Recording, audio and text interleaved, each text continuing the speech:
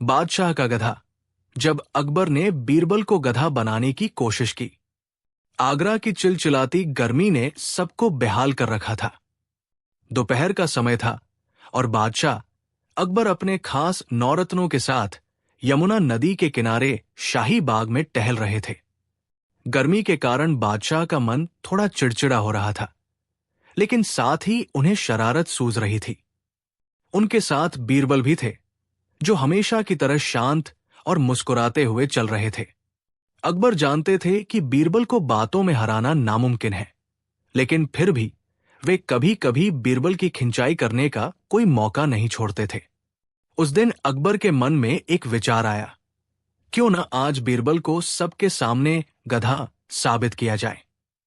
टहलते टहलते बादशाह की नजर रास्ते के किनारे खड़े एक गधे पर पड़ी, जो भारी बोझ लादे खड़ा था और धूप में हांफ रहा था। अकबर ने बीरबल की ओर देखा और मुस्कुराते हुए बोले, बीरबल, देखो उस बेचारे जानवर को। वो कितना बोझ उठाता है, दिन भर मेहनत करता है, फिर भी लोग उसे गधा कहकर अपमानित करते हैं। तुम्हें नहीं लगता कि गधे और कुछ इंसानों में बहुत समानता होती है? बीरबल भांप गए कि बादशाह आज किसी न किसी तरह उन पर निशाना साधने वाले हैं। उन्होंने विनम्रता से कहा, जी आलम पनाह, आप बिल्कुल सही कह रहे हैं। दुनिया में कई ऐसे लोग हैं जो गधों की तरह मेहनत तो करते हैं, लेकिन उन्हें वो सम्मान नहीं मिलता जिसके वे हकदार हैं। और कुछ तो ऐसे भी हैं जो बिना कुछ किए ही गधों जैसा व्यवहार करते हैं। अकबर ने चाल चलते हुए कहा, बीरबल, मेरा मतलब कुछ और था। मैंने सुना है कि जो लोग बहुत ज्यादा पढ़ लिख लेते हैं और खुद को बहुत बुद्धिमान समझते हैं, असल में उनकी बुद्धि गधे के समान ही होती है। उदाहरण के लिए, तुम्हारी बुद्धि के बारे में भी लोग ऐसा ही कहते हैं। दरबार के अन्य मंत्री, जो बीरबल से जलते थे, ये सुनकर दबे स्वर में हंसने लगे। उन्हें लगा कि आज तो बीरबल फंस गए। बीरबल मुस्कुराए और बोले, हुजूर, आपकी पारखी नजरों से कुछ नहीं छुप सकता। यदि आपको मुझ में गधे के लक्षण दिखाई देते हैं, तो ये मेरा सौभाग्य है कि मैं अपने बादशाह के काम आ सकूं, चाहे वो गधे के रूप में ही क्यों न हो। अकबर को लगा कि बीरबल ने हार मान ली है, इसलिए उन्होंने अपनी शरारत को और आगे बढ़ाया। उन्होंने अपना भारी रेशमी लबादा, ओढ़नी, उतारा और बीरबल के कंधे पर डाल दिया। फिर उन्होंने अपने शहजादे का लबादा भी लिया और उसे भी बीरबल के दूसरे कंधे पर रख दिया। अब बीरबल के कंधों पर दो भारी लबादे लद चुके थे। बीरबल झुककर चल रहे थे क्योंकि कपड़े काफी वजनदार थे। अकबर जोर से हंसे और बोले, बीरबल, अब तुम बिल्कुल वैसे ही लग रहे हो जैसे वो गधा लग रहा है। एक गधे के ऊपर एक गधे का बोझ होता है, लेकिन तुम्हारे ऊपर तो। अकबर ने जानबूझकर वाक्य अधूरा छोड़ दिया ताकि बीरबल खुद को गधा कहें। बीरबल बिल्कुल विचलित नहीं हुए। उन्होंने लबादों को अपने कंधों पर ठीक से सेट किया और एक गहरी सांस लेकर बोले, जहांपनाह, आपने थोड़ी सी गलती कर दी। अकबर ने हैरानी से पूछा, कैसी गलती बीरबल? बीरबल ने अपनी आंखों में चमक लाते हुए कहा, हुजूर, एक गधे के ऊपर तो केवल एक ही गधे का बोझ होता है, लेकिन मेरी किस्मत तो देखिए, मैं इस वक्त एक नहीं बल्कि दो दो गधों का बोझ उठाकर चल रहा हूं। बीरबल का इशारा साफ था। एक लबादा बादशाह अकबर का था और दूसरा शहजादे का, यानी उन्होंने अप्रत्यक्ष रूप से बादशाह और शहजादे को ही गधा कह दिया था। सन्नाटा और फिर ठहाका। ये सुनते ही वहां मौजूद मंत्रियों के चेहरे पीले पड़ गए। सबको लगा कि आज तो बीरबल की गर्दन गई। बादशाह को गधा कहना कोई छोटी बात नहीं थी। खुद अकबर भी एक पल के लिए हक्के बक्के रह गए। उनका चेहरा लाल हुआ, लेकिन फिर अचानक वे जोर जोर से हंसने लगे।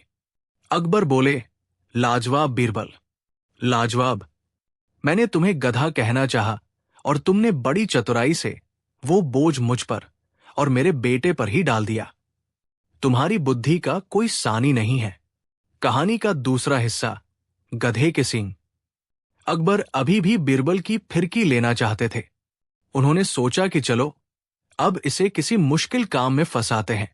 अकबर ने कहा, ठीक है बीरबल, तुमने अपनी चतुराई तो साबित कर दी। अब मेरा एक और काम करो। कल सुबह तक मुझे गधे के सींग लाकर दो। अगर तुम नहीं ला पाए तो तुम्हें दंड भुगतना होगा। पूरे दरबार में कानाफूसी होने लगी। सबको पता था कि गधे के सींग होते ही नहीं हैं। ये तो नामुमकिन था। बीरबल ने शांति से कहा, जो आज्ञा जहांपनाह। कल सुबह आपको गधे के सींग मिल जाएंगे। अगले दिन सुबह बीरबल दरबार में खाली हाथ आए। अकबर ने विजय मुस्कान के साथ पूछा, क्यों बीरबल, कहाँ है गधे के सींग? बीरबल ने कहा, महाराज, मैंने रात भर खोज की। मुझे पता चला कि गधे के सींग तो होते हैं, लेकिन वे केवल उन्हीं लोगों को दिखाई देते हैं जो खुद दुनिया के सबसे बुद्धिमान व्यक्ति हों और जिनकी रगों में शाही खून न दौड़ता हो। मुझे तो वे दिखाई दे रहे थे, पर मैंने सोचा कि अगर मैं उन्हें यहां ले आया और आपको दिखाई नहीं दिए तो लोग समझेंगे कि हमारे बादशाह बुद्धिमान नहीं है। इसलिए अपनी और आपकी इज्जत बचाने के लिए मैं उन्हें वही छोड़ आया। अकबर समझ गए कि बीरबल ने एक बार फिर उन्हें अपनी ही बातों के जाल में फंसा दिया है। अगर अकबर कहते कि उन्हें सींग नहीं दिख रहे तो वे खुद को मूर्ख साबित कर देते। उपसंहार और मोरल शिक्षा। बादशाह अकबर ने बीरबल को अपने गले से लगाया और अपना कीमती मोतियों का हार उन्हें इनाम में दिया। उन्होंने स्वीकार किया कि बीरबल को नीचा दिखाना नामुमकिन है, क्योंकि उनकी बुद्धि केवल किताबी नहीं बल्कि व्यवहारिक और तत्काल निर्णय लेने वाली है। इस कहानी की शिक्षा, मोरल, बुद्धि का सही प्रयोग। किसी का अपमान करने की कोशिश अक्सर खुद के अपमान का कारण बन सकती है। धैर्य, कठिन या अपमानजनक स्थिति में भी अपना आपा नहीं खोना चाहिए। बीरबल ने गुस्सा करने के बजाय हास्य का सहारा लिया। हाजिर जवाबी शब्द एक ऐसी तलवार है जिन्हें अगर समझदारी से चलाया जाए तो बिना खून बहाए भी जंग जीती जा सकती है। अहंकार का त्याग। बादशाह अकबर महान थे, लेकिन उनका ये गुण भी महान था कि वे अपनी हार स्वीकार करना जानते थे और प्रतिभा का सम्मान करते थे। अकबर और बीरबल की ये कहानी हमें सिखाती है कि जीवन में कितनी भी गंभीर समस्या या अपमानजनक स्थिति क्यों न आए, यदि हम अपनी बुद्धि और हास्य का साथ न छोड़ें तो हम हर परिस्थिति से विजेता बनकर निकल सकते हैं। बीरबल का किरदार हमें बताता है कि शक्ति से बड़ी युक्ति होती है। 3 भाइयों का अनोखा बंटवारा। 17 गधों का बंटवारा और बीरबल का न्याय। एक दिन मुगल सल्तनत की राजधानी आगरा में सुबह का नजारा हमेशा की तरह भव्य था। लाल किले की प्राचीर पर सूरज की किरणें पड़ते ही पूरा दरबार सुनहरी आभा में नहा गया। दीवानाम में अकबर बादशाह अपने सिंहासन पर विराजमान थे और उनके आसपास नवरत्नों की शोभा बढ़ रही थी। बीरबल अपनी चिरपरिचित मुस्कान के साथ पास ही खड़े थे। अकबर न्यायप्रिय शासक थे और उस दिन उन्होंने सोचा भी नहीं था कि दरबार में ऐसा मामला आएगा जो गधों को इतिहास का नायक बना देगा। दरबार की कार्यवाही शुरू ही हुई थी कि सिपाही ने घोषणा की, जहांपनाह। 3 भाई फरियाद लेकर उपस्थित हैं। तीनों भाई आगे आए। उनके चेहरे आपस में मिलते जुलते थे, लेकिन स्वभाव एक दूसरे से बिल्कुल अलग। पहला भाई हरिदास, चेहरे पर चालाक मुस्कान, आंखों में लालच की चमक। दूसरा भाई माधव, थोड़ा शांत लेकिन हिसाब किताब में बहुत तेज। तीसरा भाई गोपाल, सीधा सादा, भोला भाला, आंखों में सच्चाई। तीनों ने एक साथ सिर झुकाकर कहा, जहांपनाह की जय। अकबर बोले, बताओ क्या विवाद है? 17 गधों की वसीयत। हरिदास ने आगे बढ़कर कहा, जहांपनाह, हमारे पिता स्वर्ग सिधार चुके हैं। उन्होंने हमारे लिए 17 गधे छोड़े हैं। दरबार में हल्की हंसी गूंज गई। एक दरबारी फुसफुसाया, गधे भी अब दरबार आने लगे। लेकिन अकबर ने हाथ उठाकर सबको शांत कराया। माधव बोला, पिताजी ने मरते समय वसीयत लिखी थी। गोपाल ने कांपते हाथों से कागज निकाला। वसीयत में लिखा था, 1. बड़े बेटे को गधों का आधा हिस्सा। 2 मंझले बेटे को गधों का तिहाई हिस्सा। 3 छोटे बेटे को गधों का 9वां हिस्सा। अकबर ने कागज पढ़ा और भौहें चढ़ा ली। दरबार में सन्नाटा छा गया। अकबर बोले, 17 का आधा, तिहाई और 9वां, ये तो गणित की हत्या है। झगड़े की शुरुआत। हरिदास झट से बोला, जहांपनाह, आधा हिस्सा मेरा है, पहले मुझे दीजिए। माधव चिल्लाया, नहीं, तिहाई बिना मुझे दिए कुछ नहीं बंटेगा। गोपाल डरते हुए बोला, मुझे बस पिता की इच्छा चाहिए, कुछ और नहीं। तीनों की आवाजें तेज होने लगी। गधे बाहर खड़े हिहाक कर रहे थे, मानो वे भी बहस में शामिल हों। एक दरबारी बोला, जहांपनाह, गधे भी परेशान हो गए हैं। अकबर ने थकी हुई आवाज में कहा, बीरबल, अब ये मामला तुम्हारे हवाले है। बीरबल की जांच गधों से सच्चाई तक। बीरबल आगे आए। उन्होंने तीनों भाइयों को ध्यान से देखा, फिर बोले, जहांपनाह, गणित से पहले मैं नियत की जांच करना चाहता हूं। उन्होंने आदेश दिया कि तीनों भाई अलग अलग खड़े हों। बीरबल ने पहले हरिदास से पूछा, अगर गधे कम पड़ जाएं, तो क्या तुम हिस्सा छोड़ोगे? हरिदास झट बोला, नहीं, मेरा हक है। माधव से पूछा, अगर किसी को नुकसान हो तो? माधव बोला, हिसाब सही होना चाहिए, भावनाएं नहीं। गोपाल से पूछा, अगर तुम्हें कुछ न मिले? गोपाल बोला, पिता की आत्मा को शांति मिल जाए, वही काफी है। बीरबल मुस्कराए, जहांपनाह, मुझे समाधान सूझ गया है, अनोखा समाधान। बीरबल ने सिपाही को आदेश दिया, शाही अस्तबल से एक गधा लाया जाए। दरबार में हड़कंप मच गया। अकबर चौंक कर बोले, एक और गधा? बीरबल हंसते हुए बोले, हां जहांपनाह, न्याय को पूरा करने के लिए। अब कुल गधे हो गए 18। बीरबल बोले, 18 का आधा 9 बड़े बेटे को, 18 का तिहाई 6 मंझले बेटे को, 18 का 9वां 2 छोटे बेटे को। 9 + 6 + 2 17। पूरा दरबार स्तब्ध। अकबर की आंखें चमक उठीं। वाह बीरबल, लेकिन हमारा गधा?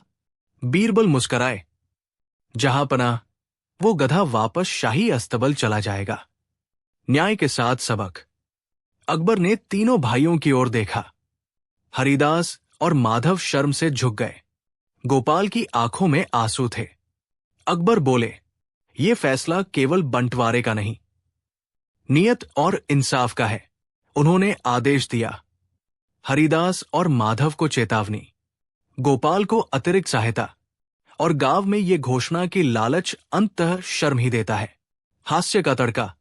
दरबार के बाहर जाते हुए एक गधा जोर से रेंका। ही हां, एक दरबारी बोला, लगता है गधा भी खुश है। बीरबल हंसते हुए बोले, गधे से ज्यादा जिद्दी इंसान होता है। अकबर ठाका मारकर हंसे। कहानी का नैतिक संदेश, मोरल, समस्या गिनती की नहीं होती, नियत की होती है। जहां बुद्धि और न्याय साथ हो, वहां सबसे उलझा बंटवारा भी सरल हो जाता है। बीरबल ने अंत में कहा, जहांपनाह, आज 17 गधों ने हमें सिखाया, अगर सोच सही हो तो रास्ता अपने आप निकल आता है। दरबार तालियों से गूंज उठा। 3 रानियां, एक हार और बीरबल का न्याय। एक दिन मुगल सल्तनत की राजधानी आगरा में लाल किले के भीतर असामान्य चहल पहल थी। दीवान खास को विशेष रूप से सजाया गया था। रेशमी पर्दे, चांदी के दीपक और फूलों की सुगंध से पूरा वातावरण राजसी गरिमा से भरा हुआ था। कारण भी खास था। आज शहंशाह अकबर की तीनों प्रमुख रानियां दरबार में उपस्थित होने वाली थी। अकबर बादशाह अपने सिंहासन पर गंभीर मुद्रा में बैठे थे। उनके चेहरे पर उलझन साफ झलक रही थी। पास ही बीरबल खड़े थे, जिनकी आंखों में आज भी वही चिरपरिचित शरारती चमक थी। अकबर ने धीमी आवाज में कहा, बीरबल, आज का मामला तलवार से नहीं, दिल से जुड़ा है। बीरबल मुस्कराए, जहांपनाह, दिल के मामलों में ही सबसे कठिन न्याय होता है। दरबार में घोषणा हुई, शाही रानियों का आगमन। तीनों रानियां अलग अलग दिशाओं से आई। रानी सलीमा बेगम सबसे वरिष्ठ, शांत, गंभीर और मर्यादित। वर्षों से राजमहल का अनुशासन उन्हीं के हाथ में था। रानी नूरजहां बेगम तेज बुद्धि, कला और राजनीति में निपुण। अकबर की नीतियों पर उनकी गहरी पकड़ थी। रानी ज़ैबुन्निसा बेगम सबसे युवा, भावुक, सुंदर और अकबर के बेहद निकट। तीनों के हाथों में एक सा शाही हीरों का हार था। दरबार में फुसफुसाहट फैल गई। अकबर बोले, तीनों रानियों का दावा है कि ये हार उनका है। रानी सलीमा बोली, जहांपनाह, ये हार आपने मुझे मेरी सालगिरह पर दिया था। रानी नूरजहां ने तुरंत कहा, नहीं जहांपनाह, ये तो मेरी जीत के उपलक्ष्य में मिला उपहार है। ज़ैबुन्निसा की आंखें भर आईं। आपने ये हार मुझे प्रेम की निशानी के रूप में दिया था। पूरा दरबार सन्न। अकबर ने सिर थाम लिया। तीनों बातें हमें सही लग रही हैं। मंत्रियों ने एक दूसरे की ओर देखा। एक मंत्री फुसफुसाया, अब बीरबल ही कुछ कर सकते हैं। बीरबल आगे आए। उन्होंने हार को ध्यान से देखा। हीरे चमक रहे थे, लेकिन उनके चेहरे पर चमक से ज्यादा कहानी थी।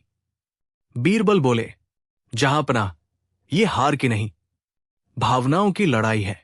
उन्होंने तीनों रानियों से अलग अलग प्रश्न पूछे। रानी सलीमा से, आप इस हार को क्यों चाहती हैं? उत्तर मिला, ये मेरे सम्मान का प्रतीक है। रानी नूरजहां से, आपके लिए इसका अर्थ? ये मेरी बुद्धि और विजय की पहचान है। ज़ैबुन्निसा से, और आपके लिए? ये मेरे प्रेम की निशानी है। बीरबल ने मन ही मन कहा, यही असली उलझन है। बीरबल ने अकबर से अनुमति मांगी। जहांपनाह, एक छोटा सा प्रयोग? अकबर बोले, जो उचित हो। बीरबल ने हार को एक रेशमी कपड़े में लपेटा और बोले, मैं इसे अभी तोड़ने वाला हूं। तीनों रानियां एक साथ चौंक उठीं। ज़ैबुन्निसा चीख पड़ी, नहीं। नूरजहां ने सख्त स्वर में कहा, राजकीय संपत्ति नष्ट नहीं हो सकती। सलीमा बेगम ने शांत स्वर में कहा, अगर न्याय के लिए आवश्यक है तो करें। बीरबल की आंखें चमक उठीं। बीरबल बोले, जहांपनाह, न्याय मिल गया। दरबार चौंक गया। बीरबल समझाने लगे, जिसे वस्तु से प्रेम होता है वो उसे बचाता है। जिसे सत्ता से प्रेम होता है वो नियम देखता है, और जिसे न्याय से प्रेम होता है वो त्याग को तैयार रहता है। उन्होंने हार अकबर को सौंप दिया। अकबर उठ खड़े हुए। ये हार किसी एक का नहीं है।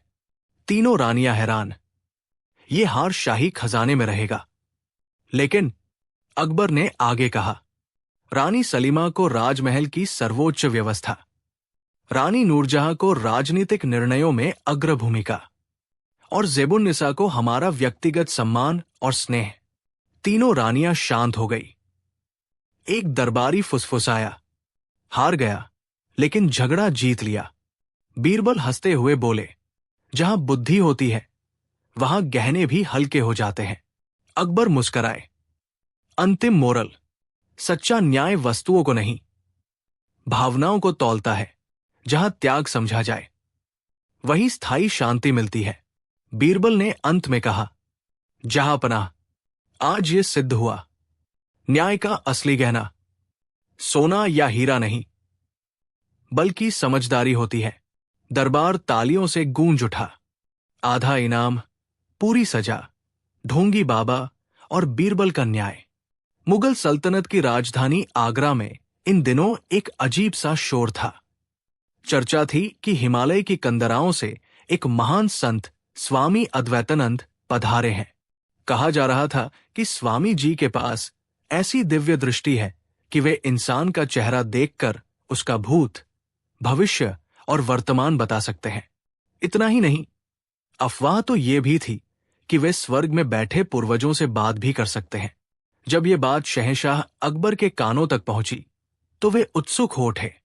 अकबर स्वभाव से उदार और आध्यात्मिक चर्चाओं के शौकीन थे। उन्होंने तुरंत आदेश दिया, स्वामी जी को पूरे राजकीय सम्मान के साथ दरबार में आमंत्रित किया जाए। हम भी उनके दर्शन करना चाहते हैं और अपने पूर्वजों का हाल जानना चाहते हैं।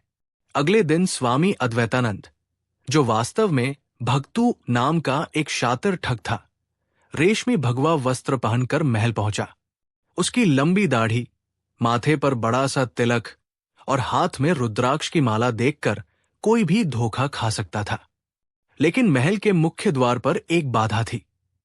वहां शेर सिंह नाम का एक द्वारपाल तैनात था, जो अपनी बहादुरी से ज्यादा अपनी लालच के लिए जाना जाता था। शेर सिंह ने स्वामी जी को रोका और कड़क आवाज में कहा, ठहरिए बाबा, बिना तलाशी और बिना मेरी मर्जी के परिंदा भी अंदर पर नहीं मार सकता। ठग बाबा, स्वामी जी समझ गया कि ये आदमी बिना कुछ लिए अंदर जाने नहीं देगा। उसने फुसफुसाते हुए कहा, पुत्र, मैं तो फकीर हूं, मेरे पास तुम्हें देने के लिए कुछ नहीं है। शेर सिंह हंसा और बोला, बाबा, मुझे बेवकूफ मत बनाओ। तुम अंदर जा रहे हो, शहंशाह तुम्हें सोने की मोहरों से लाद देंगे। मेरी शर्त सुनो, तुम अंदर से जो भी इनाम लेकर आओगे उसका आधा हिस्सा मेरा होगा। अगर मंजूर है तो ही रास्ता मिलेगा। ठग बाबा ने सोचा कि अगर कुछ नहीं दिया तो अंदर ही नहीं जा पाऊंगा। उसने मन ही मन एक योजना बनाई और कहा, ठीक है पुत्र, मुझे मंजूर है। जो भी इनाम मिलेगा उसका ठीक आधा हिस्सा तुम्हारा होगा। स्वामी जी दरबार में पहुंचे। उन्होंने अपनी मीठी बातों और कुछ हाथ की सफाई के जादू से अकबर को प्रभावित कर लिया। उन्होंने अकबर से कहा, जहांपनाह, कल रात ध्यान में मुझे आपके वालिद, पिता मिले थे। वे स्वर्ग में बहुत सुखी हैं, लेकिन उन्हें एक बात की चिंता सता रही है। अकबर भावुक हो गए। क्या चिंता है स्वामी जी? बाबा बोला, उन्हें स्वर्ग के बगीचों में टहलने के लिए एक सुनहरी छड़ी की कमी महसूस हो रही है। अगर आप कुछ दान पुण्य करें तो मैं अपनी दिव्य शक्ति से वो छड़ी उन तक पहुंचा सकता हूं। अकबर ने तुरंत खजांची को स्वर्ण मुद्राएं लाने का आदेश दिया, लेकिन बगल में बैठे बीरबल की पारखी नजरें बाबा को ऊपर से नीचे तक नाप रही थी। बीरबल ने देखा कि बाबा की हथेली पर वो घट्टा पड़ा हुआ है जो अक्सर रस्सी खींचने या मेहनत करने वालों के हाथ में होता है। एक तपस्वी के हाथ इतने कठोर नहीं हो सकते। बीरबल समझ गए कि ये दाल में कुछ काला नहीं, बल्कि पूरी दाल ही काली है। जैसे ही अकबर बाबा को मोहरे देने वाले थे, बीरबल बीच में बोल पड़े, गुस्ताखी माफ हो जहांपनाह। स्वामी जी जैसे महान संत को इन तुच्छ स्वर्ण मुद्राओं से तौलना उनका अपमान होगा। स्वामी जी तो त्याग की प्रतिमूर्ति है। मुझे लगता है कि इन्हें कुछ ऐसा इनाम देना चाहिए जो यादगार हो। अकबर ने पूछा, तो बताओ बीरबल, स्वामी जी को क्या इनाम दिया जाए? बीरबल ने बाबा की आंखों में आंखें डालकर कहा, स्वामी जी, क्या मैं सही कह रहा हूं कि आपको धन दौलत से कोई मोह नहीं है? बाबा फंस गया। उसने मजबूरी में कहा, हां पुत्र, तुम सही कह रहे हो। बीरबल ने मुस्कुराते हुए अकबर से कहा, जहांपनाह, फिर तो स्वामी जी को 100 कोड़े का इनाम दिया जाए। ये उनके शरीर की शुद्धि और तपस्या के लिए सबसे उत्तम होगा। एक सच्चा संत तो कष्ट सहने में ही आनंद पाता है। दरबार सन्न रह गया। अकबर हैरान थे, लेकिन वे जानते थे कि बीरबल की हर बात के पीछे कोई गहरा रहस्य होता है। बाबा के तो पसीने छूट गए। वो कुछ बोल पाता उससे पहले ही बीरबल ने एक और दाव खेला। बाबा कांपते हुए बोला, नहीं नहीं, मुझे इनाम नहीं चाहिए। बीरबल बोले, नहीं स्वामी जी, अब तो आपको इनाम लेना ही होगा। लेकिन जहांपनाह, स्वामी जी ने महल के द्वारपाल शेर सिंह से वादा किया है कि वे इनाम का आधा हिस्सा उसे देंगे, इसलिए आधा इनाम द्वारपाल को भी मिलना चाहिए। अकबर ने तुरंत द्वारपाल शेर सिंह को बुलवाया। शेर सिंह खुशी खुशी दरबार में आया। उसे लगा कि बाबा को हजारों स्वर्ण मुद्राएं मिली हैं और अब उसे भी 5000 तो मिल ही जाएंगी। बीरबल ने शेर सिंह से पूछा, क्यों शेर सिंह, क्या स्वामी जी ने तुम्हें अपने इनाम का आधा हिस्सा देने का वादा किया है? शेर सिंह ने सीना फुलाकर कहा, जी हां बीरबल साहब, हम दोनों के बीच यही तय हुआ था। बीरबल ने जल्लाद को इशारा किया और कहा, तो ठीक है, शहंशाह की ओर से स्वामी जी को 100 कोड़ों का इनाम मिला है। वादे के मुताबिक 50 कोड़े इस लालची द्वारपाल की पीठ पर लगाए जाएं और 50 कोड़े इस ढोंगी बाबा की पीठ पर। जैसे ही पहला कोड़ा शेर सिंह की पीठ पर पड़ा, वो चिल्ला उठा, धोखा, मुझे सोना चाहिए, कोड़े नहीं। उधर बाबा भक्तू ठग ने भी डर के मारे अपना असली रूप दिखा दिया। वो अकबर के पैरों में गिर पड़ा और गिड़गिड़ाने लगा, हुजूर, मुझे माफ कर दीजिए, मैं कोई महात्मा नहीं हूं, मैं तो बस एक मामूली ठग हूं, मुझे छोड़ दीजिए। अकबर का गुस्सा 7वें आसमान पर पहुंच गया। उन्हें अपनी भावनाओं के साथ खिलवाड़ किए जाने पर बहुत क्रोध आया। उन्होंने आदेश दिया, इस ठग को काल कुंवरी में डाल दिया जाए और इस लालची द्वारपाल को तुरंत नौकरी से बर्खास्त कर दिया जाए। जब सब शांत हो गया तो अकबर ने बीरबल से पूछा, बीरबल, तुम्हें कैसे पता चला कि बाबा ढोंगी है और उसने द्वारपाल से सौदा किया है? बीरबल ने सादगी से उत्तर दिया, जहां पनाह, पहली बात तो ये कि जो असली संत होते हैं वे स्वर्ग और पूर्वजों के नाम पर धन नहीं मांगते। दूसरी बात, जब बाबा अंदर आ रहे थे तो मैंने देखा था कि द्वारपाल उनके कान में कुछ फुसफुसा रहा था और बाबा काफी परेशान दिख रहे थे।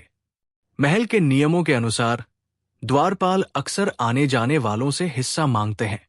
मैंने बस एक तीर से 2 शिकार किए, लालची द्वारपाल को सजा दिलवाई और ढोंगी को बेनकाब किया। अकबर बीरबल की इस सूझबूझ पर बहुत खुश हुए और बोले, बीरबल, तुम्हारा कोई सानी नहीं है। तुमने आज फिर साबित कर दिया कि सच को किसी बनावटी चोले की जरूरत नहीं होती। मस्तखानी का मोरल, शिक्षा, लालच का अंत बुरा। द्वारपाल शेर सिंह ने बिना मेहनत के फल पाना चाहा और बदले में उसे कोड़े और अपमान मिला। ढोंग ज्यादा दिन नहीं चलता। आप वेश बदलकर लोगों को कुछ समय के लिए मूर्ख बना सकते हैं, लेकिन अपनी फितरत को नहीं छुपा सकते। भ्रष्टाचार की सजा। इस कहानी से यह भी सीख मिलती है कि जो अधिकारी अपनी शक्ति का गलत फायदा उठाकर रिश्वत मांगते हैं, उनका अंत भी शर्मनाक होता है। बुद्धि का सही उपयोग। बीरबल ने दिखाया कि बिना क्रोध किए, केवल बुद्धि के प्रयोग से भी बड़े से बड़े अपराधी को उसके अपने ही बिछाए जाल में फंसाया जा सकता है। आधा इनाम, पूरी सजा केवल एक कहानी नहीं, बल्कि समाज के लिए एक आईना है कि जैसा करोगे वैसा भरोगे। जब एक बकरी ने न्याय के लिए दरबार का घंटा बजाया। एक दिन मुगल सल्तनत की राजधानी आगरा में सुबह का सूरज जैसे ही लाल किले की दीवारों को सुनहरी आभा से रंगने लगा, वैसे ही शहंशाह अकबर का दीवान आम सजने लगा। संगमरमर के फर्श, रेशमी पर्दे और बीचों बीच न्याय का वह प्रसिद्ध घंटा जिसे कोई भी पीड़ित बजा सकता था, चाहे वो अमीर हो या गरीब। अकबर को अपने न्याय पर गर्व था। वे कहते थे, हमारे राज्य में अगर न्याय सोता है तो घंटा उसे जगा देता है। दरबार सजा ही था कि अचानक टन टन टन, पूरा दरबार चौंक गया। घंटा। अकबर ने हैरानी से पूछा, इतनी सुबह? सिपाही दौड़े, दरबारी उठ खड़े हुए और जो दृश्य सामने आया उसने पूरे दरबार की हंसी रोक दी। घंटे के नीचे खड़ी थी एक दुबलिपतली सफेद बकरी, उसके गले में फटी हुई रस्सी, शरीर पर खरोंचों के निशान और आंखों में डर, पीड़ा और जैसे कोई मौन गुहार। दरबार में सन्नाटा छा गया। जहां अपना, एक मंत्री हंसते हुए बोला, लगता है आज न्याय मांगने बकरियां भी आने लगी है। कुछ दरबारी हंसे, कुछ ने मजाक उड़ाया, लेकिन अकबर गंभीर हो गए। उन्होंने ऊंची आवाज में कहा, अगर ये घंटा बजा है तो कोई अन्याय हुआ है, चाहे फरियादी इंसान हो या जानवर। उन्होंने बीरबल की ओर देखा। बीरबल की जांच, बेजुबान की जुबान। बीरबल आगे आए, बकरी के पास झुके, धीरे से उसके सिर पर हाथ फेरा।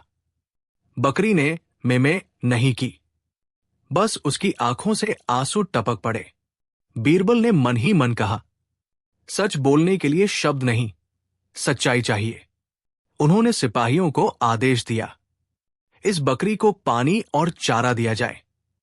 फिर अकबर से बोले, जहांपनाह, ये बकरी बोल नहीं सकती, पर इसकी हालत बहुत कुछ कह रही है। अकबर ने घोषणा की, आज का दरबार इसी बकरी के न्याय के लिए बैठेगा। संदेह की सुई। बीरबल ने जांच शुरू की। उन्होंने पूछा, ये बकरी किस इलाके से आई है? सिपाही बोले, जहांपनाह, ये घंटा पास के गांव सुखपुर की दिशा से आई लगती है। बीरबल मुस्कराए। सुखपुर, नाम सुख का, काम दुख का। उन्होंने आदेश दिया कि सुखपुर के सभी प्रमुख लोग दरबार में बुलाए जाएं। जमींदार, व्यापारी, दूध वाले, चरवाहे। कुछ ही देर में एक मोटा ताजा आदमी आया। सेठ गोवर्धन दास, गांव का सबसे बड़ा दूध व्यापारी। उसने बकरी को देखा और नजर फेर ली। बीरबल की आंखें चमक उठीं। चालाक व्यापारी की चाल। सेठ गोवर्धन दास बोला, जहांपनाह, ये बकरी मेरी नहीं है, मेरे पास तो सैकड़ों बकरियां हैं। बीरबल बोले, तो फिर डर क्यों लग रहा है? सेठ हड़बड़ा गया। अकबर ने भौहें चढ़ाई। बीरबल ने अगला कदम चल दिया। उन्होंने कहा, आज दरबार में एक प्रयोग होगा। न्याय की जंजीर। दरबार में एक भारी लोहे की जंजीर लाई गई। बीरबल बोले, ये जंजीर न्याय की है। जिसके हाथ सच्चे होंगे, ये हल्की लगेगी। जिसके हाथ गुनहगार होंगे, ये भारी हो जाएगी। दरबार में फुसफुसाहट फैल गई। एक एक कर सभी लोग जंजीर उठाने लगे। सबने आसानी से उठा ली। अब बारी आई सेठ गोवर्धन दास की। जैसे ही उसने जंजीर उठाई, उसके हाथ कांपने लगे, पसीना टपकने लगा। उसी पल बकरी जोर से मिमियाई और सीधा सेठ की ओर दौड़ी। पूरा दरबार सन्न। सच का पर्दाफाश। बीरबल गरजे, जहांपनाह, यही है अपराधी। सेठ टूट गया। उसने कबूल किया, मैंने इस बकरी का दूध जबरदस्ती निकाला। फिर जब दूध कम हो गया तो इसे मारने की कोशिश की। ये बचकर भाग गई। अकबर का चेहरा क्रोध से लाल हो गया। न्याय का फैसला। अकबर ने आदेश दिया, 1. सेठ की सारी अवैध कमाई गरीबों में बांटी जा। 2. उसे गांव की सेवा के लिए मजबूर किया जाए। 3. और इस बकरी की देखभाल शाही अस्तबल करेगा। फिर अकबर बोले, आज अगर बकरी ने घंटा न बजाया होता तो अन्याय दबा रह जाता। कहानी का नैतिक संदेश।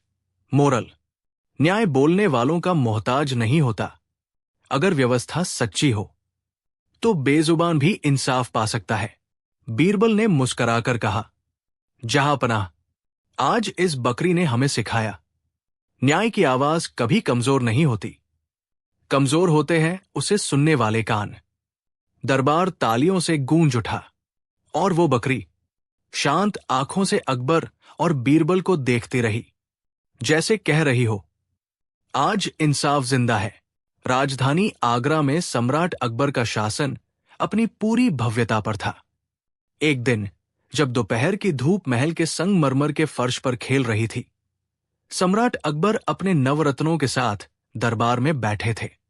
तभी 2 व्यक्ति, विष्णुदत्त और सोमनाथ, रोते चिल्लाते हुए दरबार में प्रविष्ट हुए।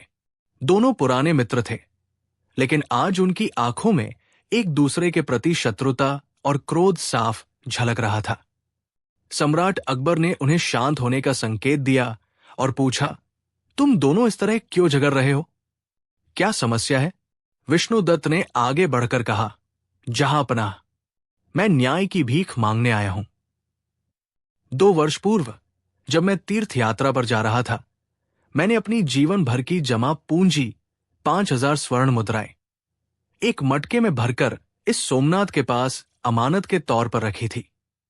कल जब मैं वापस आया और अपनी मुद्राएं मांगी तो इसने मुझे पहचानने से भी इनकार कर दिया। हुजूर, मैं बर्बाद हो गया। अकबर ने सोमनाथ की ओर देखा। सोमनाथ ने बड़ी विनम्रता से सिर झुकाया और बोला, जहांपनाह, ये व्यक्ति सरासर झूठ बोल रहा है। मैंने इससे कभी कोई मुद्राएं नहीं ली। वास्तव में 2 साल पहले मैं खुद आर्थिक तंगी से गुजर रहा था। मैं इसकी मदद कैसे कर सकता था? इसके पास कोई गवाह या लिखित प्रमाण नहीं है। अकबर असमंजस में पड़ गए। विष्णुदत्त के पास न तो कोई रसीद थी और न ही कोई गवाह। मुगल कानून के अनुसार बिना प्रमाण के किसी को अपराधी सिद्ध करना कठिन था। अकबर ने बीरबल की ओर देखा, जो बड़ी शांति से पूरी बात सुन रहे थे। अकबर ने कहा, बीरबल, ये गुत्थी अब तुम्हें ही सुलझानी है। क्या तुम पता लगा सकते हो कि इनमें से कौन सत्य बोल रहा है? बीरबल ने मुस्कुराते हुए विष्णुदत्त से पूछा, विष्णुदत्त, क्या तुमने वो धन किसी के सामने सोमनाथ को सौंपा था? विष्णुदत्त ने उत्तर दिया, नहीं बीरबल जी, हमने एकांत में वो धन साझा किया था। बीरबल ने फिर पूछा, क्या वह स्थान कोई विशेष जगह थी? विष्णुदत्त ने कहा, जी हां, नगर से बाहर जंगल की सीमा पर एक बहुत पुराना नीम का पेड़ है। हमने उसी पेड़ के नीचे गड्ढा खोदकर वो मटका सोमनाथ के हाथों में सौंपा था। बीरबल ने कुछ क्षण चिंतन किया और फिर एक विचित्र घोषणा की। उन्होंने कहा, जहांपना, यदि कोई मनुष्य गवाह नहीं है तो क्या हुआ? वो नीम का पेड़ तो वहां मौजूद था। वो सब देख रहा था। मैं उस नीम के पेड़ को गवाही के लिए दरबार में आमंत्रित करता हूं। पूरा दरबार ये सुनकर दंग रह गया। लोग कानाफूसी करने लगे। क्या बीरबल पागल हो गए हैं? क्या एक पेड़ चलकर दरबार में आएगा और गवाही देगा? अकबर भी चकित थे, लेकिन वे जानते थे कि बीरबल की हर चाल के पीछे कोई गहरा रहस्य होता है। बीरबल ने अपने एक सैनिक को बुलाया और कहा, सैनिक, तुम अभी इसी वक्त उस जंगल में जाओ। उस नीम के पेड़ से कहना कि शहंशाह के दरबार में उसकी गवाही की आवश्यकता है। उसे ससम्मान यहां लेकर आओ। सैनिक संकोच में था, लेकिन आदेश का पालन करना उसका कर्तव्य था। वो जंगल की ओर चल पड़ा। बीरबल ने विष्णुदत्त और सोमनाथ से कहा, तुम दोनों यही बैठो और पेड़ के आने की प्रतीक्षा करो। 1 घंटा बीता, 2 घंटे बीते। दरबार की कार्यवाही चलती रही, लेकिन बीरबल बार बार दरवाजे की ओर देखते। सोमनाथ शांत बैठा था, लेकिन उसके मन में एक अजीब सी बेचैनी शुरू हो गई थी। विष्णुदत्त अपनी मुद्राओं के शोक में डूबा था। करीब 3 घंटे बाद बीरबल ने अचानक सोमनाथ से पूछा, सोमनाथ, सैनिक को गए बहुत समय हो गया है। क्या वो नीम का पेड़ अभी तक नहीं पहुंचा होगा? तुम्हें क्या लगता है वो पेड़ जंगल में कितनी दूर होगा? सोमनाथ ने बिना सोचे समझे तुरंत उत्तर दिया, बीरबल जी, वो पेड़ तो यहां से कम 5 कोस दूर जंगल के घने हिस्से में है। सैनिक को वहां पहुंचने और पेड़ को लाने में तो पूरा दिन लग जाएगा। ये सुनते ही बीरबल के चेहरे पर एक विजयी मुस्कान आ गई। उन्होंने सम्राट अकबर की ओर देखा और कहा, जहांपना, गवाह मिल गया है और न्याय भी हो गया है। अकबर ने हैरानी से पूछा, लेकिन बीरबल, पेड़ तो यहां आया ही नहीं, फिर न्याय कैसे हुआ? बीरबल ने सोमनाथ की ओर इशारा करते हुए कहा, हुजूर, सोमनाथ ने अभी अभी कहा कि वो कभी उस स्थान पर गया ही नहीं और उसने विष्णुदत्त से कोई धन नहीं लिया। लेकिन जब मैंने पेड़ की दूरी पूछी तो इसने बिना किसी झिझक के बता दिया कि वो पेड़ यहां से 5 कोस दूर जंगल के घने हिस्से में है। बीरबल ने सोमनाथ को पकड़ते हुए कहा, अगर तुम उस स्थान पर कभी गए ही नहीं तो तुम्हें कैसे पता कि वो नीम का पेड़ कितनी दूर है और जंगल के किस हिस्से में है? इसका अर्थ है कि तुम झूठ बोल रहे हो और तुमने वही पेड़ देखा है जिसके नीचे विष्णुदत्त ने तुम्हें धन दिया था। सोमनाथ का चेहरा सफेद पड़ गया। वो कांपने लगा। उसे समझ आ गया कि वो अपनी ही जुबान से अपने बुने हुए जाल में फंस चुका है। वो सम्राट के चरणों में गिर पड़ा और अपना अपराध स्वीकार कर लिया। सोमनाथ ने स्वीकार किया कि उसने लालच में आकर अपने मित्र के साथ विश्वासघात किया था। उसने उसी रात सैनिक के साथ जाकर वो मटका वापस निकाला और दरबार में पेश किया। सम्राट अकबर बीरबल की इस कुशाग्र बुद्धि से अत्यंत प्रसन्न हुए। उन्होंने सोमनाथ को कारागार में डालने का आदेश दिया और विष्णुदत्त को उसका धन ससम्मान वापस दिलाया। अकबर ने बीरबल से कहा, बीरबल, तुमने आज ये सिद्ध कर दिया कि सत्य को किसी भाषा की आवश्यकता नहीं होती। तुमने एक मौन वृक्ष को गवाह बनाकर अपराधी के मन का चोर पकड़ लिया। इस घटना के बाद बीरबल ने सम्राट को समझाया कि अपराध चाहे कितना भी सफाई से किया जाए, अपराधी अपने पीछे कोई न कोई मानसिक पदचिह्न अवश्य छोड़ता है। उन्होंने कहा, जहांपना, मनुष्य का शरीर झूठ बोल सकता है, लेकिन उसका अवचेतन मन हमेशा सत्य का साथ देता है। मैंने केवल सोमनाथ के उस अहंकार और आत्मविश्वास पर प्रहार किया जिससे उसने ये मान लिया था कि वो पकड़ में नहीं आएगा। ये कहानी पूरे आगरा में फैल गई। लोगों ने समझा कि बीरबल केवल चुटकुले सुनाने वाले व्यक्ति नहीं, बल्कि न्याय के एक ऐसे स्तंभ है जिन्हें हिलाना असंभव है। विष्णुदत्त ने बीरबल का आभार व्यक्त किया और उसे कुछ इनाम देना चाहा, लेकिन बीरबल ने विनम्रता से मना कर दिया और कहा, न्याय करना मेरा कर्तव्य है और सत्य की स्थापना ही मेरा सबसे बड़ा पुरस्कार है। अकबर ने उस शाम बीरबल को अपने निजी कक्ष में बुलाया और पूछा, बीरबल, यदि सोमनाथ दूरी न बताता तो तुम क्या करते? बीरबल मुस्कुराए और बोले, हुजूर, फिर मैं उस सैनिक के वापस आने का इंतजार करता जो खाली हाथ लौटता। तब मैं विष्णुदत्त से कहता कि शायद उसने पेड़ को सही से आमंत्रित नहीं किया, और फिर मैं सोमनाथ को स्वयं उस पेड़ के पास सच्चाई लाने के लिए भेजता। अपराधी को जब अपराध स्थल पर वापस ले जाया जाता है तो उसका चेहरा खुद गवाही दे देता है। अकबर ने बीरबल की दूरदर्शिता की सराहना की और उन्हें रत्नों से जड़ित एक तलवार भेंट की। कहानी से मिलने वाली शिक्षाएं। सत्य की अजेयता, झूठ के पैर नहीं होते।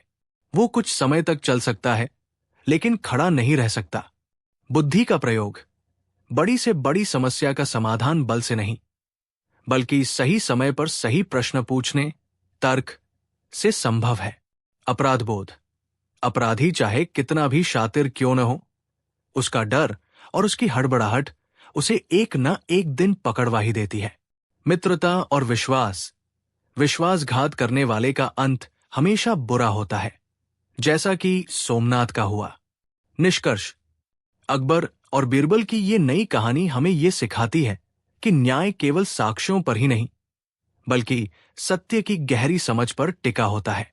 बीरबल का नीम का पेड़ वास्तव में वह दर्पण था जिसमें सोमनाथ को अपना असली चेहरा देखना पड़ा। बात उन दिनों की है जब शहंशाह अकबर का प्रताप पूरे भारत में फैला हुआ था। दिल्ली का दरबार अपनी भव्यता और विद्वानों के लिए मशहूर था।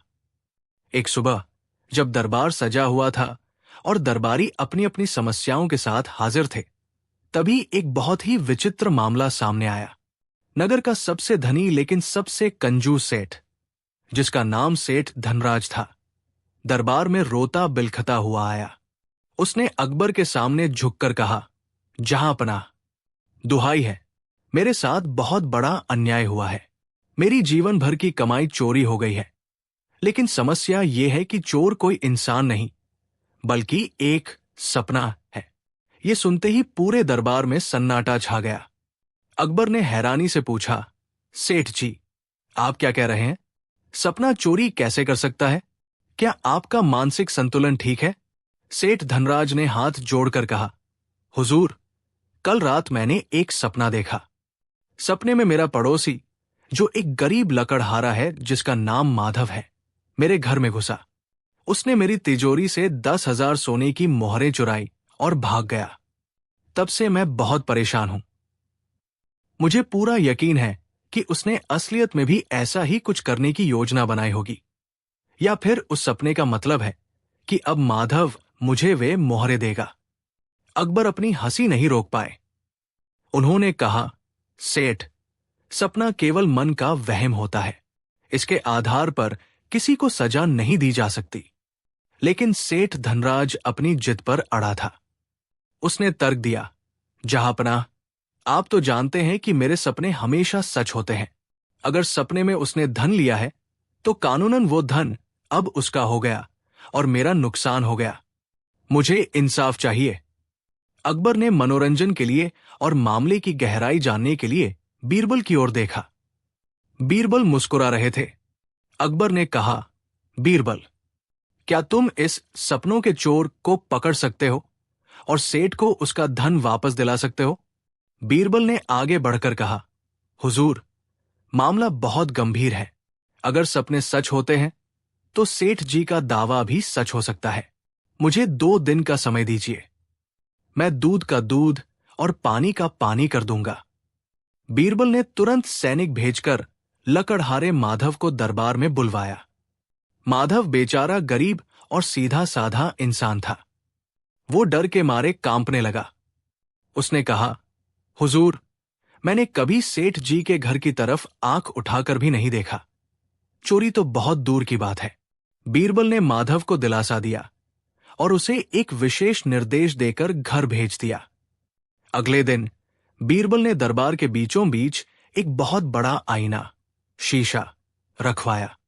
उसके ठीक सामने एक मेज पर 10,000 असली सोने की मोहरों की थैली रख दी गई। पूरे नगर के लोग ये चमत्कार देखने आए थे कि बीरबल सपने की चोरी का न्याय कैसे करेंगे। अकबर भी उत्सुक थे। बीरबल ने सेठ धनराज को बुलाया और कहा, सेठ जी, देखिए, आपकी 10,000 मोहरें यहां हाजिर हैं। सेठ धनराज की आंखें चमक उठीं। वो लालच में अंधा होकर थैली की ओर लपका। जैसे ही उसने हाथ बढ़ाया, बीरबल ने उसे रोक दिया। बीरबल ने कहा, ठहरिए सेठ जी, आपने सपना देखा था कि माधव ने आपकी मोहरें चुराईं। सही कहा ना? सेठ बोला, जी हां, बिल्कुल।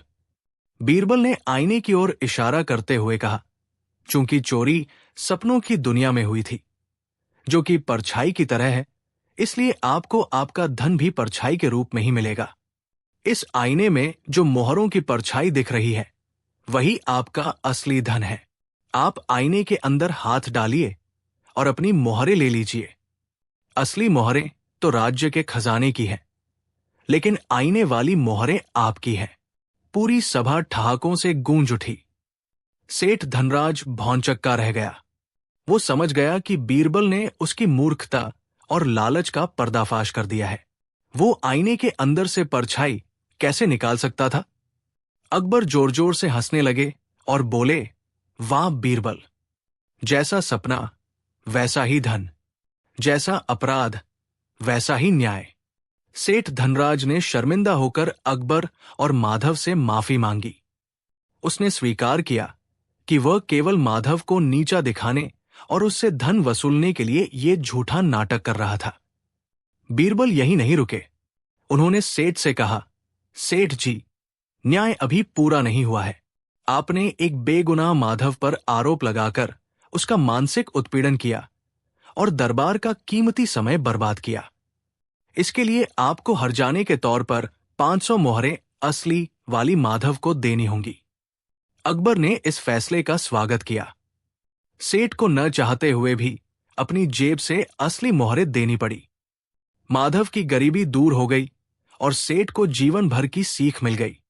जब दरबार खत्म हुआ तो अकबर ने एकांत में बीरबल से पूछा, बीरबल, अगर सेठ मान जाता कि उसे परछाई वाली मोहरें ही चाहिए, तब तुम क्या करते? बीरबल ने मुस्कुराते हुए जवाब दिया, जहांपनाह, तब मैं उससे कहता कि वो उन मोहरों को आईने के अंदर ही खर्च करे और सपने में ही उनसे सामान खरीदे, क्योंकि परछाई का इस्तेमाल केवल परछाई की दुनिया में ही हो सकता है। अकबर बीरबल की हाजिर जवाबी के कायल हो गए और उन्हें बेशकीमती मोतियों की माला भेंट की। कहानी की मुख्य सीख, मोरल ऑफ द स्टोरी, लालच का फल। लालच हमेशा इंसान को अंधा कर देता है और अंत में नुकसान ही पहुंचाता है। जैसा सवाल वैसा जवाब। मूर्खतापूर्ण तर्कों का जवाब केवल बुद्धिमानी और तर्क से ही दिया जा सकता है। न्याय की शक्ति। सच्चा न्याय वही है जो न केवल अपराधी को सजा दे, बल्कि पीड़ित को उसका खोया हुआ सम्मान भी वापस दिलाए। मानसिक भ्रम। सपने और हकीकत के बीच के अंतर को समझना जरूरी है। कल्पनाओं को आधार बनाकर दूसरों का अहित करना गलत है। निष्कर्ष। ये कहानी हमें बताती है कि बुद्धि का सही इस्तेमाल बड़े से बड़े जटिल और हास्यास्पद मामलों को भी सुलझा सकता है। बीरबल का चरित्र हमें सिखाता है कि कठिन परिस्थितियों में घबराने के बजाय अपनी कॉमन सेंस का उपयोग करना चाहिए। हजारों वर्ष पूर्व जब भारत भूमि पर सम्राट अकबर का शासन था, तब उनकी ख्याति केवल उनके विशाल साम्राज्य के कारण नहीं, बल्कि उनके न्याय और विवेक के कारण भी थी। अकबर के दरबार में 9 रत्न थे, जिनमें बीरबल सम्राट के सबसे प्रिय और विश्वसनीय सलाहकार थे। बीरबल की हाजिर जवाबी और तीक्ष्ण बुद्धि के चर्चे गली कूचों से लेकर विदेशों तक फैले हुए थे। परंतु जहां प्रशंसा होती है, वहां ईर्ष्या भी जन्म लेती है। दरबार के कुछ अन्य मंत्री और दरबारी बीरबल की बढ़ती लोकप्रियता से जलते थे। वे हमेशा इस ताक में रहते थे कि कैसे बीरबल को सम्राट की नजरों में गिराया जाए और उन्हें अपमानित किया जाए। इन दरबारियों में सबसे प्रमुख थे दरबारी खास नवाब खान, जो स्वयं को बहुत बड़ा विद्वान मानते थे। एक दिन दरबार की कार्यवाही चल रही थी।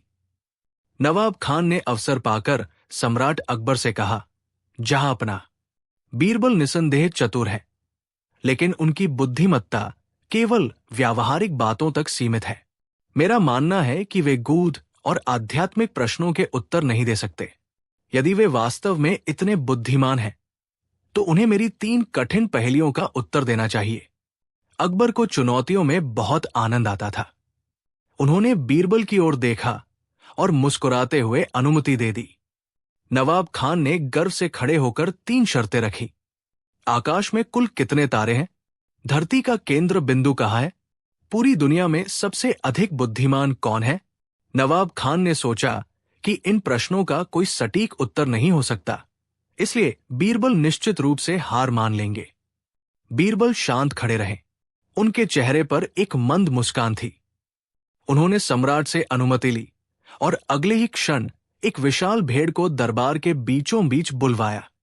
बीरबल ने कहा, हुजूर, आपके पहले प्रश्न का उत्तर ये भेड़ देगी। इस भेड़ के शरीर पर जितने बाल हैं, आकाश में उतने ही तारे हैं। यदि नवाब खान को कोई संदेह हो, तो वे भेड़ के बाल और आकाश के तारों को गिनकर अपनी शंका दूर कर सकते हैं। पूरा दरबार बीरबल की इस चतुराई पर खिलखिला उठा। नवाब खान झेम गए, पर उन्होंने हार नहीं मानी। बीरबल ने फिर अपनी लाठी उठाई और जमीन पर एक बड़ा घेरा बनाया। उसके ठीक बीच में अपनी लाठी गाड़ दी और कहा, जहांपना, ये स्थान जहां मैंने लाठी गाड़ी है, यही पूरी धरती का केंद्र बिंदु है। यदि किसी को विश्वास न हो, तो वो फीता लेकर पूरी दुनिया को नाप सकता है, और यदि आधा इंच का भी फर्क निकले, तो मैं हार स्वीकार कर लूंगा। नवाब खान निरुत्तर हो गए, क्योंकि दुनिया को नापना असंभव था। अब अंतिम प्रश्न की बारी थी। बीरबल ने गंभीर होकर कहा, हुजूर, दुनिया में सबसे अधिक बुद्धिमान कौन है, इसका निर्णय मैं कल सुबह करूंगा। इसके लिए मुझे 1 रात का समय चाहिए। अगले दिन सुबह बीरबल दरबार में एक छोटे बच्चे और एक बूढ़े व्यक्ति को साथ लेकर आए। उन्होंने सम्राट से कहा, हुजूर, दुनिया में सबसे बुद्धिमान समय है, लेकिन यदि आप किसी जीवित प्राणी को देखना चाहते हैं, तो ये बालक और ये वृद्ध व्यक्ति मिलकर उत्तर देंगे। बीरबल ने बच्चे को एक शीशा दिया और बूढ़े को एक जलता हुआ दीपक। उन्होंने सम्राट को समझाया, जहांपनाह, बच्चा भविष्य की संभावनाओं का प्रतीक है और वृद्ध अनुभव की गहराई का। जब अनुभव और उत्साह मिलते हैं, तभी बुद्धि का जन्म होता है। जो व्यक्ति अपने बीते हुए कल से सीखता है और आने वाले कल के लिए तैयार रहता है, वही सबसे बुद्धिमान है। अकबर बीरबल के इस दार्शनिक उत्तर से मंत्रमुग्ध हो गए। नवाब खान का सिर झुक गया। अभी यह मामला शांत ही हुआ था कि आगरा के एक प्रसिद्ध जौहरी, जिनका नाम रत्नपाल था, दौड़ते हुए दरबार में आए। उन्होंने रोते हुए कहा, महाराज, अनर्थ हो गया। कल रात मेरे घर से बेशकीमती हीरों का हार चोरी हो गया है। मुझे संदेह है कि मेरे 10 सेवकों में से ही किसी एक ने यह कृत्य किया है, लेकिन मेरे पास कोई प्रमाण नहीं है। अकबर ने तुरंत बीरबल को यह मामला सुलझाने का आदेश दिया। बीरबल ने जौहरी के सभी 10 सेवकों को दरबार में बुलाया। बीरबल ने उन सबकी आंखों में देखा। चोर कोई भी हो, उसकी आंखों में डर स्पष्ट था, लेकिन वे सब स्वयं को निर्दोष बता रहे थे। बीरबल ने उन सबको एक एक बराबर लंबाई की लकड़ी दी। उन्होंने बहुत ही गंभीर स्वर में कहा, ये कोई साधारण लकड़ियां नहीं है, ये जादू की लकड़ियां हैं।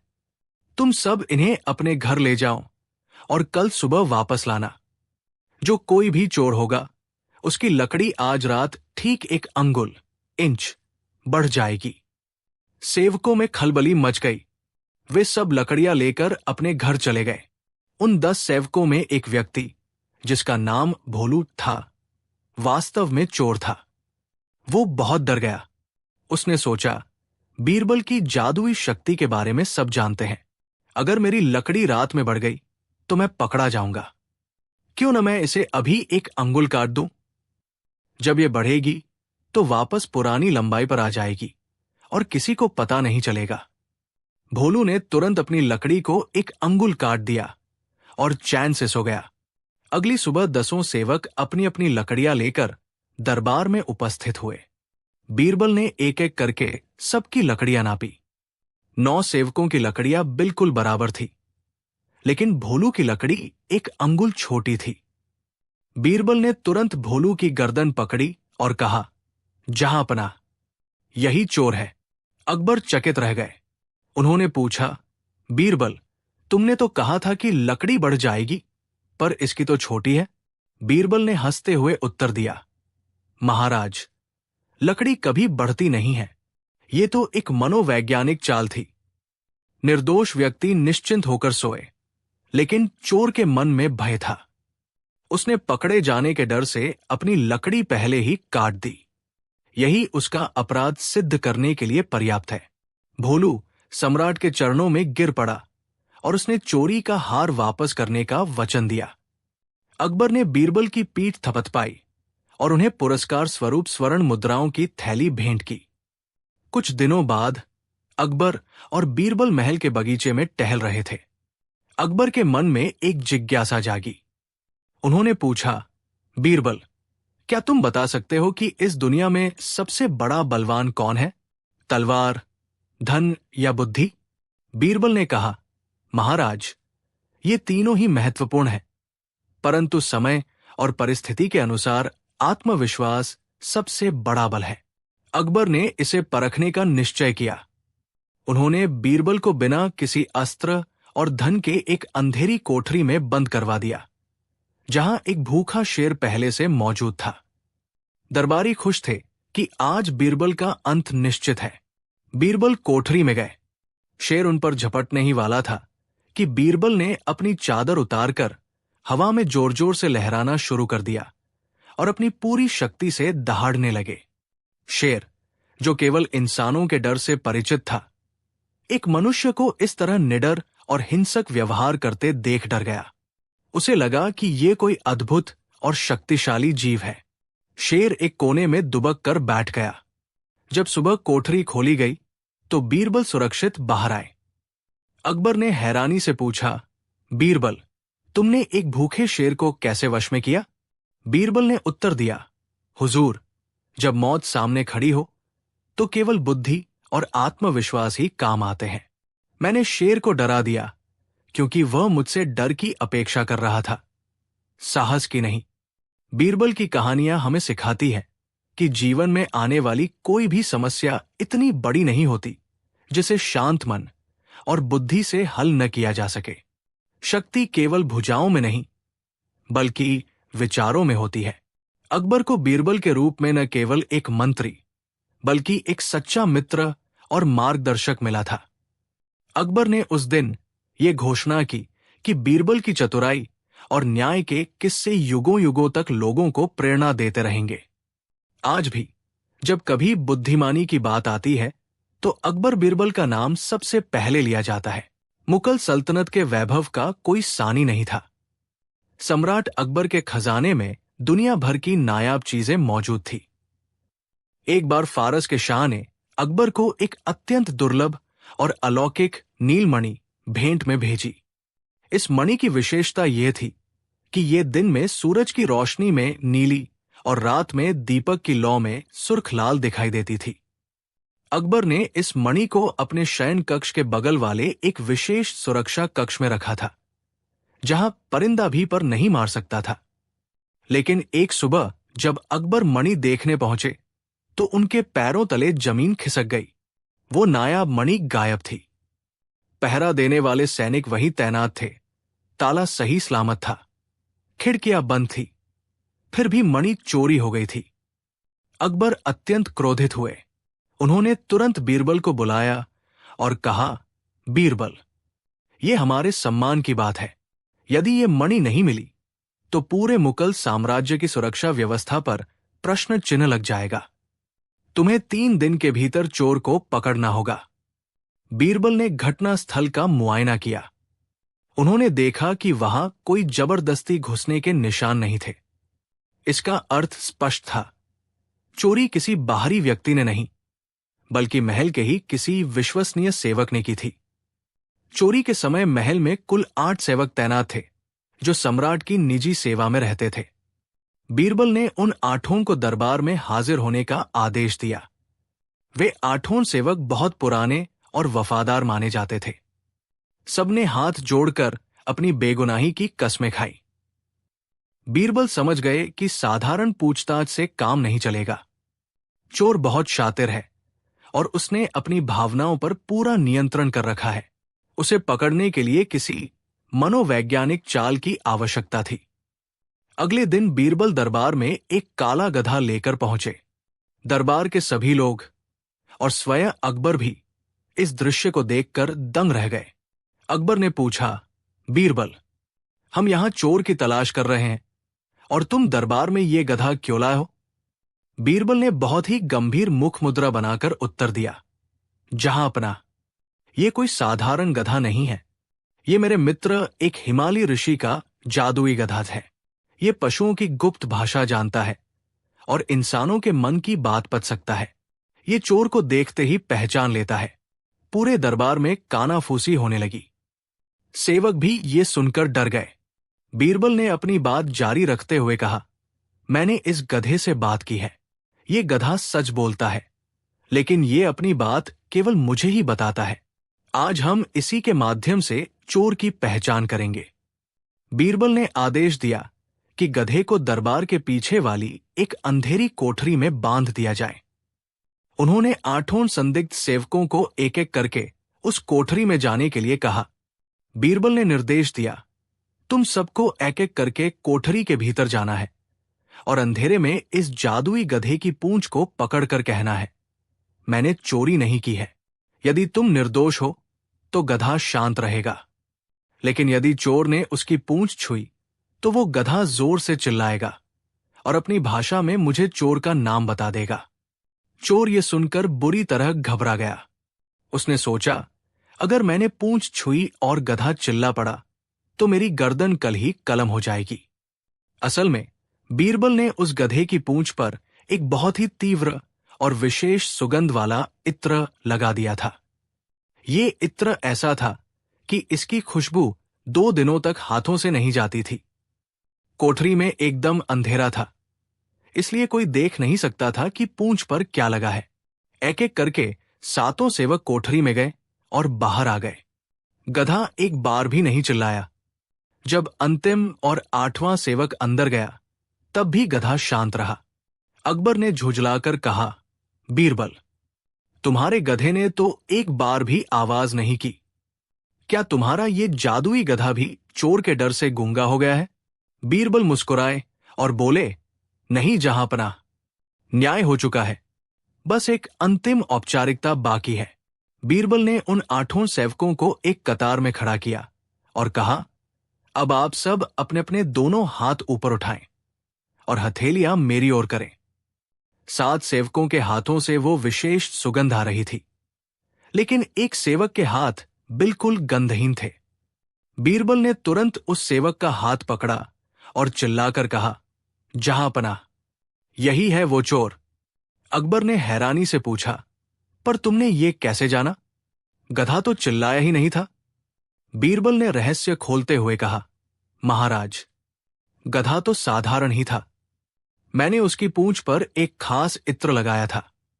जो निर्दोष थे, उन्हें गधे से कोई डर नहीं था, इसलिए उन्होंने निडर होकर उसकी पूंछ पकड़ी और उनके हाथों में खुशबू लग गई। लेकिन जो चोर था, वो इतना डरा हुआ था कि उसने कोठरी के भीतर जाकर गधे की पूंछ को छुआ ही नहीं। उसे लगा कि छूते ही गधा चिल्ला पड़ेगा। बस उसके साफ हाथ ही उसके अपराध का सबसे बड़ा सबूत बन गए। वो सेवक तुरंत अकबर के पैरों में गिर पड़ा और रोते हुए अपना अपराध स्वीकार कर लिया। उसने बताया कि उसने मणि को महल के बगीचे में एक फव्वारे के नीचे छिपाया है। सैनिक तुरंत वहां गए और वो नायाब मणि बरामद कर ली गई।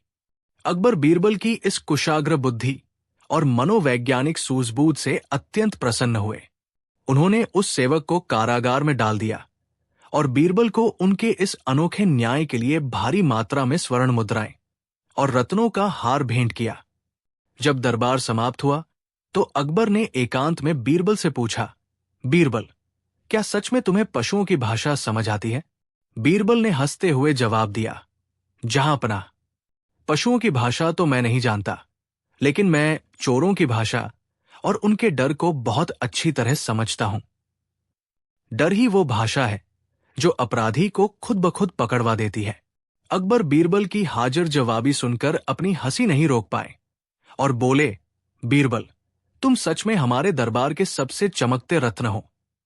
कहानी की मुख्य सीख, बुद्धि का बल, जो काम बल और धमकियों से नहीं हो सकता, उसे बुद्धि और चतुराई से आसानी से हल किया जा सकता है। डर का मनोविज्ञान, अपराधी का मन हमेशा सशंकित रहता है। उसकी अपनी घबराहट ही उसका सबसे बड़ा प्रमाण बन जाती है। सत्य की विजय झूठ के पाव नहीं होते। वो कुछ समय के लिए छिप सकता है, लेकिन सत्य के